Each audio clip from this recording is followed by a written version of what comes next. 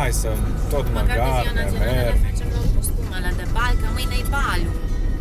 Și am Dar la amândouă trebuie să le facem. Cred că trebuie să facem finale. Dar și cu ce le colorăm? Cu acuarelă, De unde? de acasă. Ai tu? Nu? Păi da, îți imaginez că nu mai sunt. Așa de mult ați pictat. Picasso-șilor. Picasso urilor. Ce sunteți? Ce așa, fetele, a dormit mult dimineața? N-am înțeles.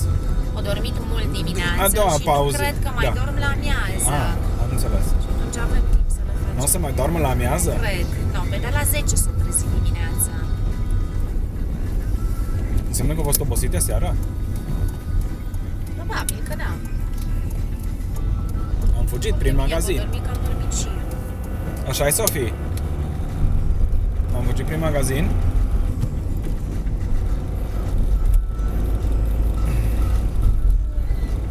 Și am aranjat scaunele și am făcut o barieră acolo, mami.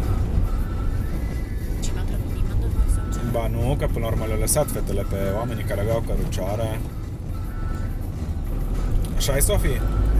Da, și toți ne-o păcălit. Voi, duminică dimineața, mergeți de obicei la biserică? Da. Și noi.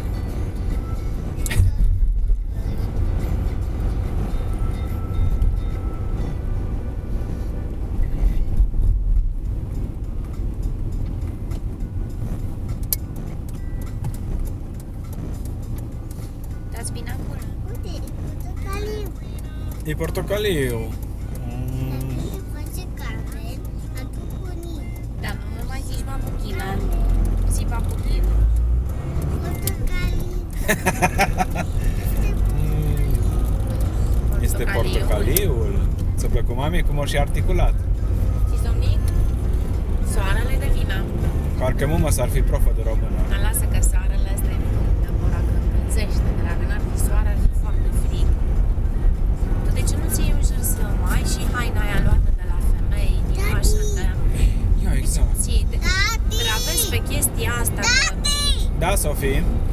Uite, niște steaguri. Niște steaguri, astăzi e ziua națională a țării de adopție a lui mami.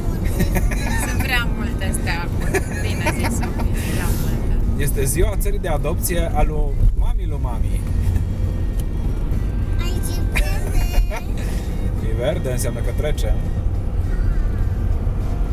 Verde. De ce nu-ți iei o haină și tu pe tine? Vreau să mă călesc, Claudia. Bine, dacă lește-te cu Să haină fiu pe tine. ca oț pe dar nu mă pot căli. Da, nu pe dracu, Atunci păi mă dar nu ți iei 3 căcălesc. haine.